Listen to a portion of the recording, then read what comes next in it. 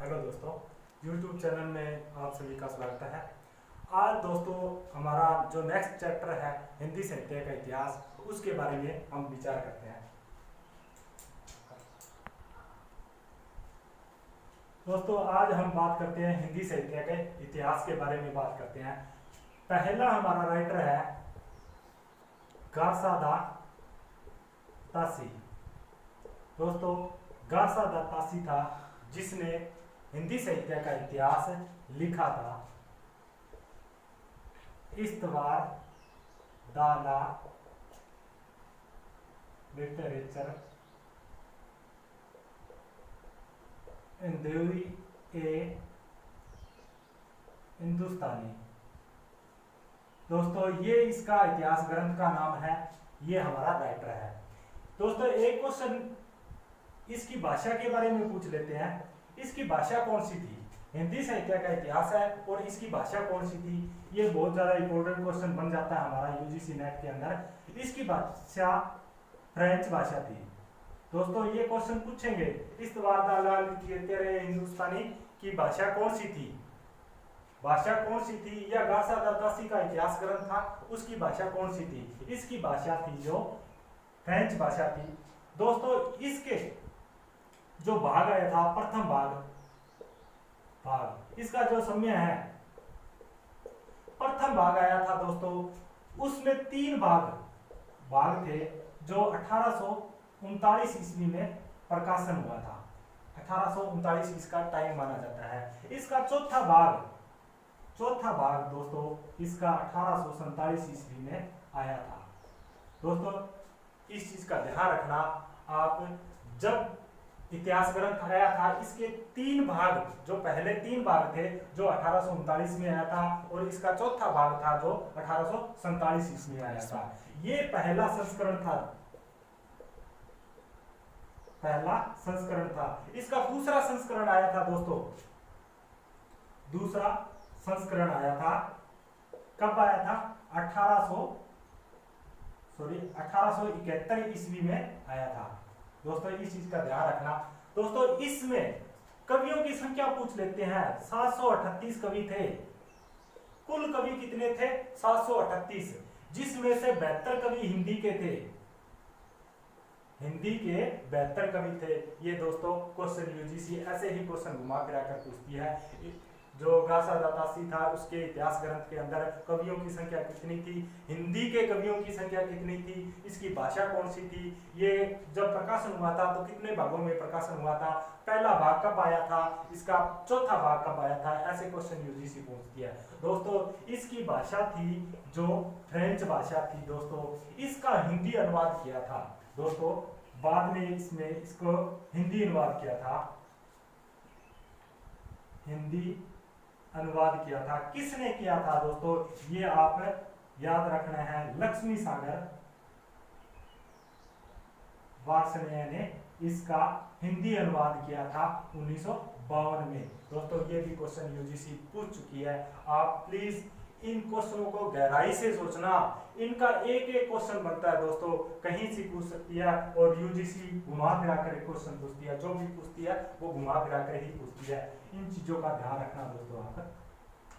ये है हमारा हिंदी का पहला इतिहास ग्रंथ। दूसरा आता है दोस्तों हमारा, दूसरा राइटर आता है हमारा शिवसिंह सेंगर। दोस्तों शिवसिंह सेंगर, इसके इतिहास ग्रंथ का नाम शिवसिंह सरोज नाम से आया था। दोस्तों इसका समय 1883 ईस्वी। यूजीसी ऐसे ही क्वेश्चन पूछेगी, राइटर का नाम दे देगी, इतिहास ग्रंथ का नाम दे देगी, मिलान करनों में दे देगी, समय पूछ लेगी, इसकी भाषा पूछ लेगी। दोस्तों कहीं से भी यूजीसी क्वेश्चन बढ़ाकर डाल सकती है। आप इनको कहीं भी मिस्टेक नहीं करनी है, इनका ध्यान रखना है। दोस्तों इसका समय 1883 है। दोस्तों इसका क्वेश्चन यूजीसी पूछ चुकी है। इसका क्वेश्चन पूछ चूंकि शिवसिंह सेंगर इतिहास ग्रंथ का टाइम क्या था, 1881 है, 83 भी दे सकते हैं, 88 भी दे सकते हैं, 87 भी दे सकते हैं। आपको याद रखना है करण जो है हमारा 1883 का ही माना जाता है दोस्तों। इसकी भाषा दोस्तों, एक भाषा मैं बार बार बता रहा हूं आपको, पहले की फ्रेंच भाषा थी, दूसरे की जो शिप्सियस रोज इतिहास ग्रंथ है इसकी भाषा हिंदी थी, इसकी भाषा थी जो हिंदी थी। इसलिए शिप्सियस सरोज जो इतिहास ग्रंथ था यह पहला भारतीय विद्वान है दोस्तों। ध्यान रखना इस चीज का, यूजीसी ऐसे ही पूछती है, ऐसा कौन सा पहला विद्वान है जिसने हिंदी साहित्य का इतिहास हिंदी भाषा में लिखा था। ऐसे क्वेश्चन बहुत बार पूछा जा चुके हैं दोस्तों, इस चीज का ध्यान रखना। यह भारतीय पहला ऐसा विद्वान था जिसने हिंदी साहित्य का इतिहास हिंदी भाषा में लिखा था दोस्तों। इसको हिंदी साहित्य का इतिहास को प्रस्थान बिंदु भी कहा जाता है, इसको प्रस्थान हिंदी साहित्य का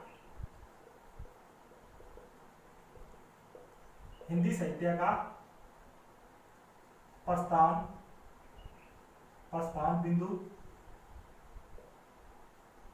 बिंदु भी कहा जाता है,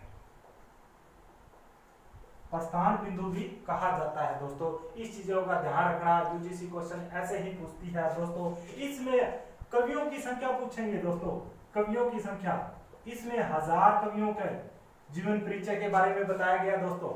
इसमें कुल कवियों की संख्या कितनी है? 1000 दोस्तों। ये है हमारा शिप्सियस सेंगर जो हिंदी साहित्य का इतिहास लिखा था, इसको हिंदी साहित्य का प्रस्थान बिंदु भी कहा जाता है। इसका टाइम है जो 1883 है, इसकी भाषा है जो हिंदी है।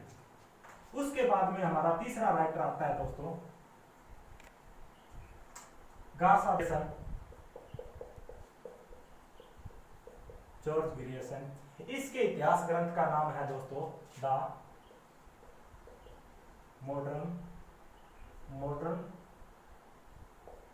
ऑफ द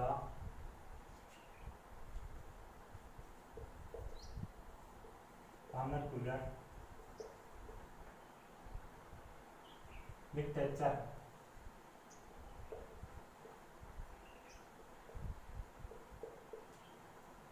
in the हिंदुस्तानी। दोस्तों इसमें ये आएगा हिंदुस्तानी नाम आएगा।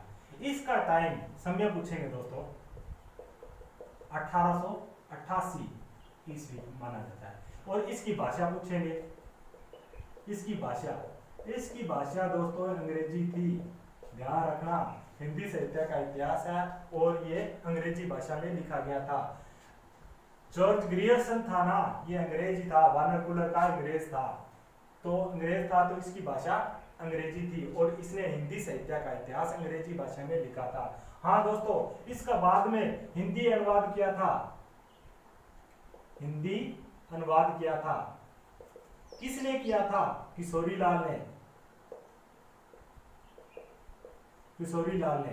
दोस्तों ऐसे ही यूजीसी क्वेश्चन पूछेंगे। The modern of the vernacular literature of Hindustani, ये इतिहास ग्रंथ था, इसका हिंदी अनुवाद किसने किया था? किशोरी लाल ने किया था। इसका टाइम पूछ लेंगे 1888 है दोस्तों। इसकी भाषा पूछ लेंगे, अंग्रेजी भाषा थी इसकी, और बाद में किशोरी लाल ने इसको हिंदी अनुवाद किया था। उसके बाद में दोस्तों हमारा अगला आ जाता है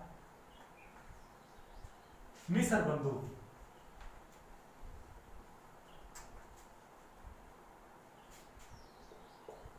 चौथा है हमारा मिस्र बंधु। इनके इतिहास ग्रंथ का नाम क्या था? मिस्र बंधु विनोद। दोस्तों इसका टाइम समय 1913। दोस्तों एक क्वेश्चन मिस्र बंधुओं का पूछती है यूजीसी, जो है मिस्र बंधुओं का पूछ लेती है। मिस्र बंधु थे, ये 3 भाई थे, इन तीनों का नाम पूछती है दोस्तों। मैं आपको बता रहा हूँ ये तीनों का क्या क्या नाम है। इसका नाम है पंडित, पहला है जो हमारा गणेश बिहारी मिस्र, दूसरा है दोस्तों श्याम बिहारी, तीसरा है हमारा सुखदेव बिहारी।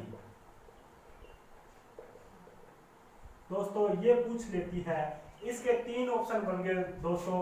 कोई भी यूजीसी क्वेश्चन बनाती है तो 4 ऑप्शनों से बनाती है। चौथे ऑप्शन के अंदर दोस्तों यहाँ कृष्ण बिहारी देते हैं, और क्वेश्चन ये बन गया दोस्तों, कौन सा मिश्र बंधु नहीं है, इनमें से कौन सा मिश्र बंधु नहीं है। तो इस चीज का ध्यान रखना दोस्तों, यह कृष्ण बिहारी है जो मिश्र बंधुओं में नहीं है। ये 3 हम आपस में भाई है और ये नहीं है, और ऑप्शन के अंदर कृष्ण ही बिहारी देते हैं दोस्तों। इस चीज का आप ध्यान रखना दोस्तों। इसमें ये बहुत बड़ा ग्रंथ था, मिश्र बंधु विनोद थे, इन्होंने बहुत बड़ा ग्रंथ लिखा था। इसमें कवियों की संख्या 5000 कवियों की कवि थे। इसमें 5000 कवि थे लगभग दोस्तों। अगर पूछा जाए 4551 कवि थे, इसमें 4591 कवि थे दोस्तों। इस चीज का आप थोड़ा ध्यान से रखना, ऐसे ही क्वेश्चन यूजीसी नेट के अंदर पूछ लेते हैं। आगे आता है दोस्तों हमारा आचार्य रामचंद्र शुक्ल।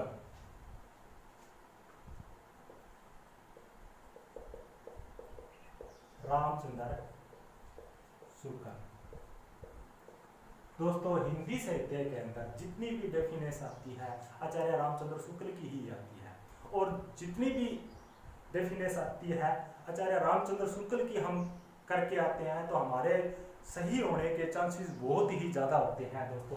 क्योंकि जितना कुछ आचार्य रामचंद्र शुक्ल ने दिया है हमारे हिंदी साहित्य के अंदर, बहुत कुछ दिया है दोस्तों। हिंदी साहित्य का इतिहास, इनके ग्रंथ का नाम है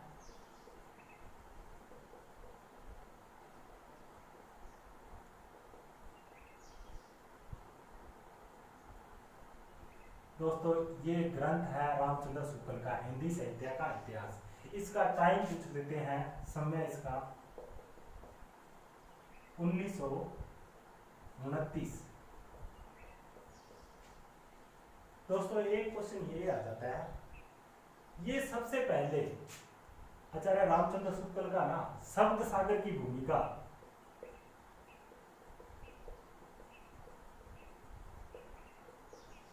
ये प्रेस था उस टाइम की पत्रिका थी, उसमें लेख छप के आया था इसका ये कब आया था? 1928 ईस्वी में आया था दोस्तों, 1928 ईस्वी में आया था। लेकिन स्वतंत्र रूप से पुस्तक के रूप में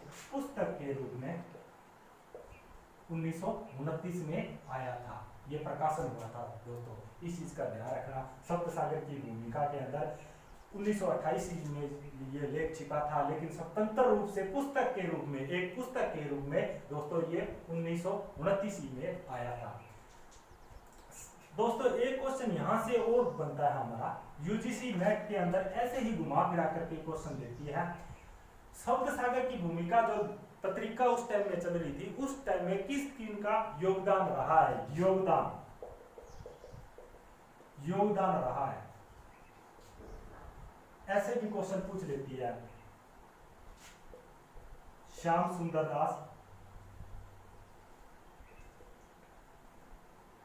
आचार्य रामचंद्र शुक्ल,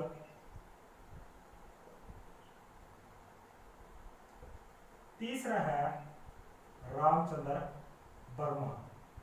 दोस्तों इस चीज का आप थोड़ा ध्यान से रखना, मैंने यहां लिखा है रामचंद्र वर्मा, आप राम कुमार वर्मा मत कर देना, राम कुमार वर्मा मत कर देना, ये मत समझ लेना। इसमें ऑप्शन में ये भी आ सकता है कौन सा किन का योगदान नहीं रहा है और किन किन का योगदान रहा है। श्याम सुंदर दास का रहा है, आचार्य रामचंद्र शुक्ल का रहा है, रामचंद्र वर्मा का रहा है, राम कुमार वर्मा मत कर देना।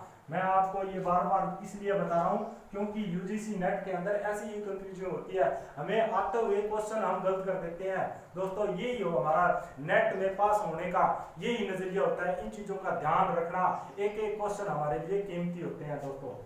आगे हमारा जो अगला जो है, उसके बाद में हमारा दोस्तों राम कुमार वर्मा।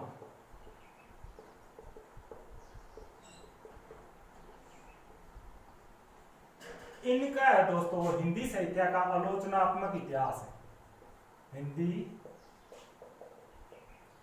साहित्य का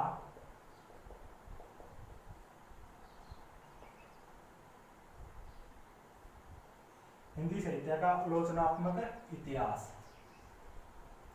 दोस्तों इनका टाइम पूछते हैं 1938 ईस्वी है, इनका टाइम पूछते हैं 1938 है, लेकिन दोस्तों इसको अधूरा माना जाता है, अधूरा माना गया है, क्योंकि रीति काल के बाद में प्रकाशन नहीं हुआ, इसलिए इसको अधूरा माना जाता है। दोस्तों रामकुमार वर्मा का इतिहास था हिंदी साहित्य का आलोचना का इतिहास, जो 1938 में आया था, और उसका जो रीतिकाल तक प्रकाशन हो चुका था, उसके बाद में रीतिकाल के बाद में वो प्रकाशन नहीं हुआ था, इसलिए इसको इतिहास ग्रंथ को अधूरा माना जाता है। उसके बाद में हमारा आता है दोस्तों हजारी प्रसाद द्विवेदी।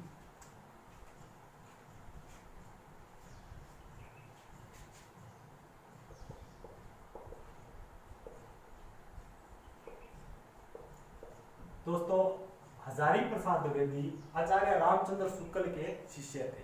ये एक ऐसे आलोचक थे, आचार्य रामचंद्र शुक्ल की ऐसी अनेक बातें थी जिनसे ये सहमत नहीं थे और उनको खंडित किया था। दोस्तों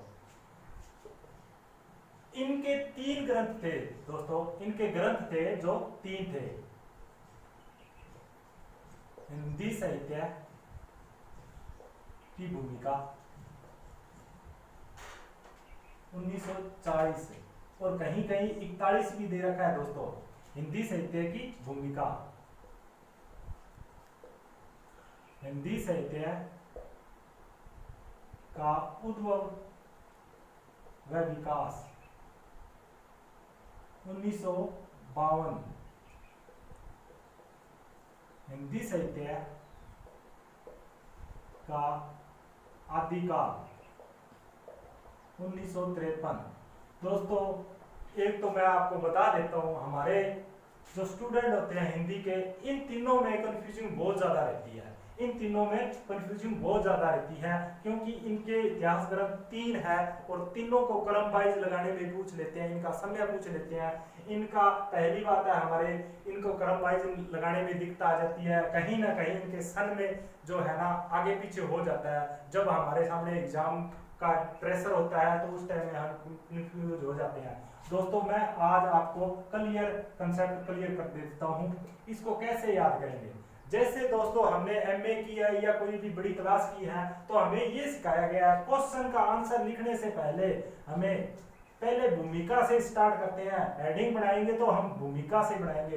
तो ये देखो दोस्तों हिंदी साहित्य की भूमिका 1940, ये पहले हम आंसर लिखने से पहले ये शब्द लिखते हैं भूमिका। फिर उसके बाद में हम विकास की बात करते हैं, उद्भव की बात करते हैं। उद्भव व विकास, विकास, उद्भव और विकास का मतलब क्या हो गया, जन्म, उसका जन्म। दोस्तों समझने की कोशिश करना, जो मैं समझा रहा हूं आपको गहराई से सोचना। दोस्तों ये उसका क्या हो गया, जन्म हो गया। और उसके बाद में तो आदिकाल की ही बातें बतानी होती है, जो कुछ लिखना होता है आदिकाल के ही बताना होता है, उसके बाद में आदिकाल का ही वर्णन किया जाता है। भूमिका आएगी दोस्तों 1940 में, और उद्भव और विकास उसका जन्म होता है 1952 में, और आदिकाल के बारे में बताना होता है 1953 में। ये दोस्तों इनका टाइम है। ऐसे याद करोगे तो आप, मेरे को पूरी उम्मीद है आप कभी नहीं भूलोगे। ऐसे ही क्वेश्चन यूजीसी नेट के अंदर आते हैं।